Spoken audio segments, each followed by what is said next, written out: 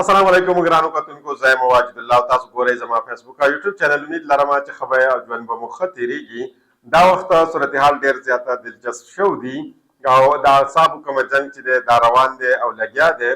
یو طرف ته خو عمران خان صاحب چې کومه د سیول نافرمانۍ اعلان کړی دی، په هغوی کې هغوی سیسټم ته لږ وخت ورکړی دی، لږ ټیم یې ورکړی دی.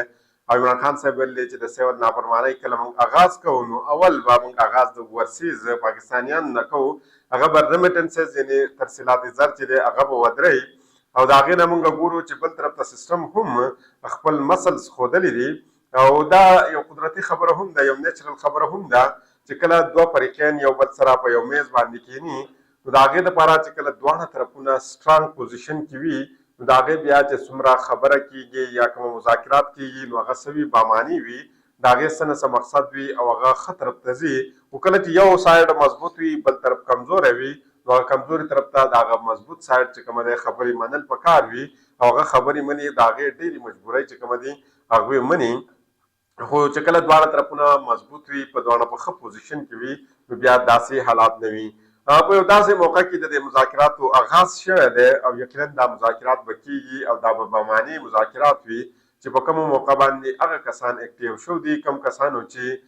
د ډي چوک د احتجاج د مؤخر کولو پاکستان تحریک انصاف ته ویلو، د هغې نه بعد پاکستان تحریک انصاف ته ویلو که تاسو خامخا د ډي چوک د احتجاج کول غواړئ نو تاسو په متبادل ځای کې وکئ. هغې ته متبادل ځای د هغې پرووایډ کړه، د هغې نه پسې پاکستان تحریک انصاف ته یو طیاره یو هلیکاپټر هم پرووایډ کړو چې تاسو په دې کې تللی هم شئ او راتلی هم شئ. یعنې ستاسو سره به دا ګاز چې کوم دی، د هلیکاپټر چې کوم دی، دا طیاره به تاسو سره در سره وي. د هغې نه بعد بیا موږ دا هم ولیدل چې د شپې د ډي چوک دروازې سوري د ریاله جیله دروازې هم کولاو شوې او هلته چې کومه څه وشو. خو د هغې نه بعد موږ داسې زموږ ته ښکاره کېږي چې دا کم کسان دي دا د مقتدره هغه یو سیاسي مخ دی، هغه یو سیاسي منظرنامه ده. دا هغه سیاسي کسان دي چې کومه مقتدره ریپرزینټ کوي او هغې ښکاره کوي او پوره دنیا ته ښیي. عمران خان صاحب چې د سیول نافرمانۍ دا کومه کال ورکړی دی یقینا دا د یو تلوار نه وي، څرنګه چې یو توره د چا په سر باندې کېږي دا یقینا د سیسټم په سر باندې یو توره ایښودې ده او دا یره د سیسټم په سر باندې پرته ده. خو بل طرف ته سیسټم هم خپل پوزیشن واضح کړی دی او عیني بینچ مخکې ته چې کومه د سویلین ټرایل هغه معامله وه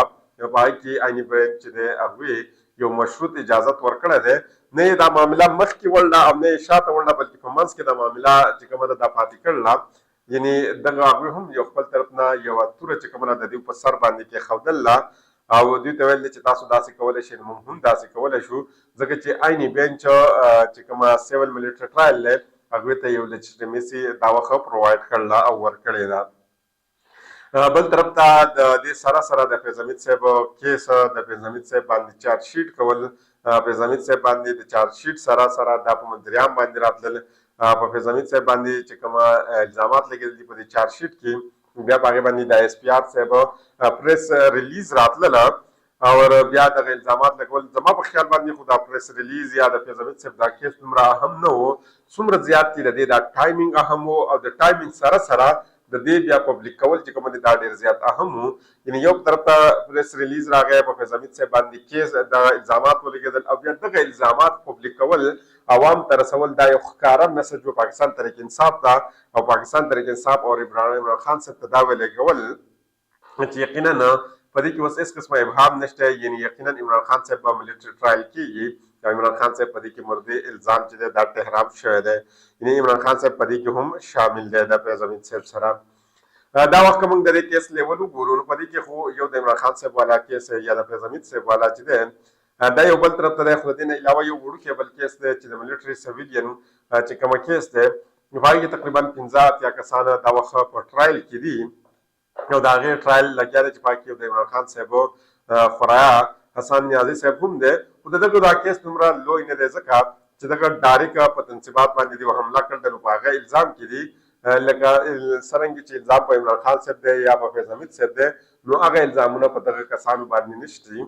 په عمران خان صاحب یا په فیض حمید صاحب چې دا کومه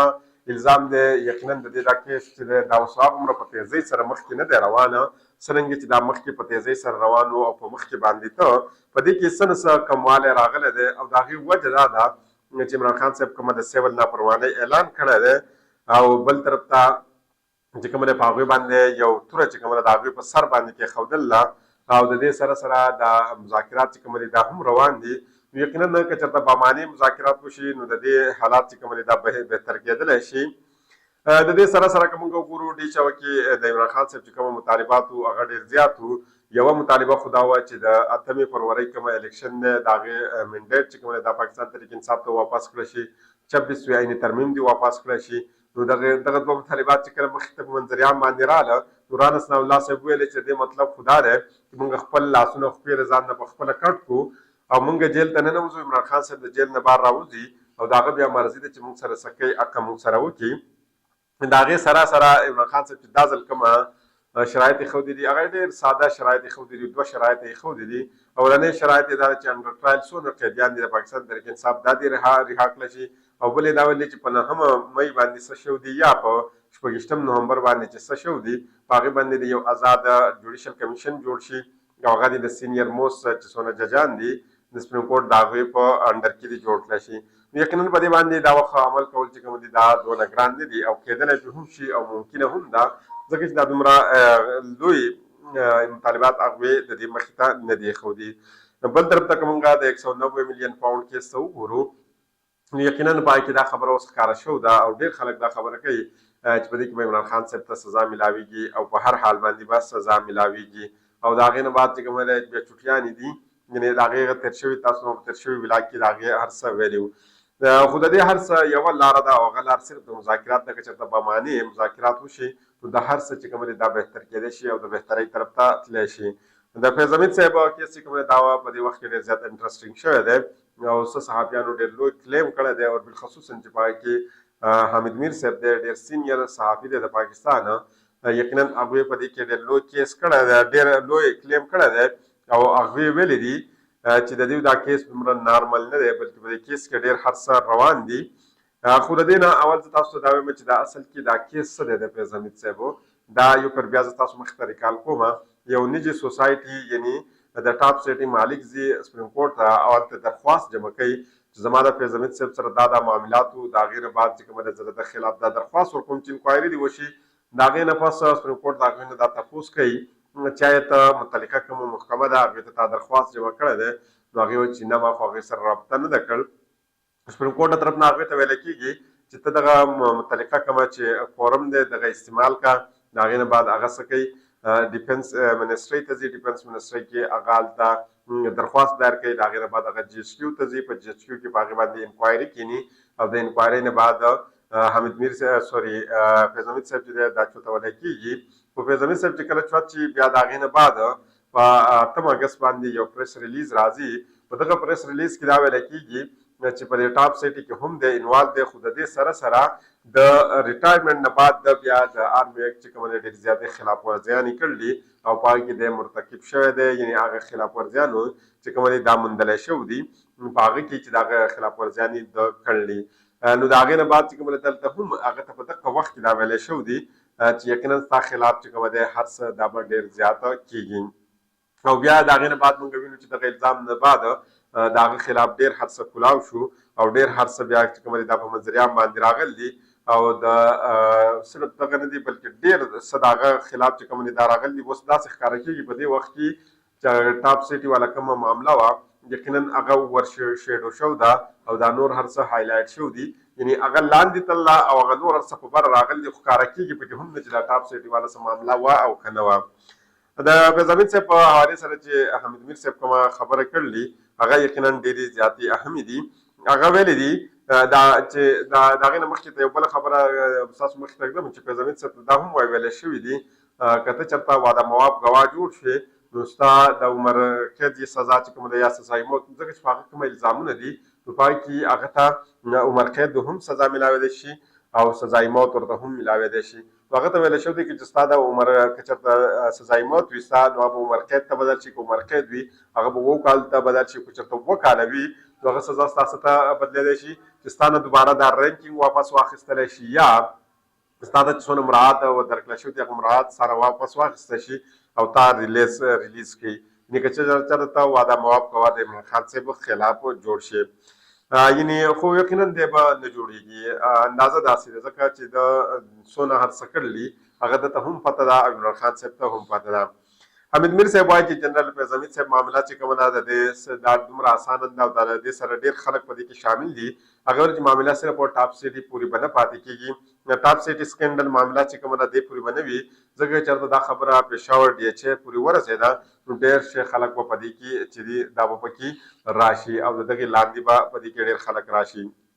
هغه ویل چې په دې کې به سیاستدانان هم وي، میډیا والا کسان هم دي چې هغوی په دې کې پیور اخیستی دی او ډېر خلک چې کوم دي هغه به په دې کې څه شي بې جامو به شي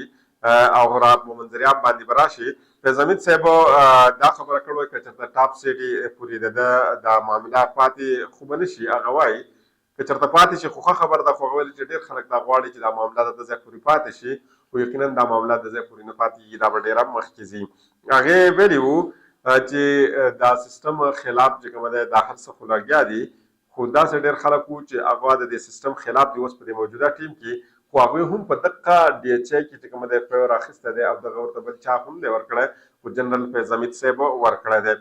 جنرال فیض حمید صاحب د ریټایرمنټ نه بعد ویلي که چېرته په ما باندې صرف او صرف په ما باندې لاس واچولی شو نو ډېر خلک داسې دي چې هغه به زه له ځان سره بوځم. او هغې دا هم ویلي وو که چېرته په ما باندې یوازې لاس واچولی شو نو په حمام کې چې څومره خلک زما سره لغړ دي نو صرف زه نه بلکې دغه ټول لغړ خلک به زه له ځان سره بوځم. نو تاسو اندازه لګولی شئ چې په دې حمام کې د هغه سره نور څومره خلک لغړ ولاړ دي. جنرال فیض حمید صاحب ټرایل شروع شوی دی، دا فیض حمید صاحب ویلي دي او ډېر په تیزۍ سره روان دی او ظاهري خبره ده چې د هغه خلاف چې کوم ثبوتونه او الزامات په دې وخت کې دي نو هغه داسې الزامات دي چې د هغې نه دی بچ کېدلی نه شي او هغه د فیض حمید صاحب په حق کې هم نه دي. تر دې پورې خبر راغلی و، ځینې کسانو دا خبر کوټ کړی چې جنرال فیض حمید صاحب ښځې ته او لور ته دا ویلی شوي و چې ستا مریض ته ستاسو مریض چې کومه دی هغې ته په دې وخت کې د دوایي ضرورت نشته بلکې د دعا ضرورت دی. نو تاسو اندازه لګولی شئ چې حالات کومه نهج ته رسېدلي دي. فیض حمید صاحب چې کومه ټرایل کومه کېږي ملټري کورټس کې نو هغه به میاشتې شپږ سوه چې دی ریپرزنټ کوي او به کوشش کوي فیض حمید صاحب به ډیفینس کوي. یقینا میاشتې شپږ سوه چې کومه دا یو بهترین وکیل دی او بهترین کارکردګي د ده روانه ده. اوس خبره دې ځای ته رارسېدله چې اوس به خلک عمران خان صاحب پرېږدي او هر سړی به په خپل ځان پسې ولګي چې اخر که زما نوم چېرته په ډي ایچ ای کې راشي یا په دې نور هر څه کې راشي نو اخري دې حد ته خبره رسېدله چې عمران خان صاحب اوس خلک پرېږدي او هر سړی په خپلو ځان باندې شي، په خپلو ګوټۍ باندې به شي چې اوس به اخر د ده سره څه کېږي. کوشش کوم په راتلونکي ویډیو کې مزید ډیټیل ستاسو مخې ته ږدم. د بلې ویډیو پورې ماته اجازت راکړئ. د الله په امان.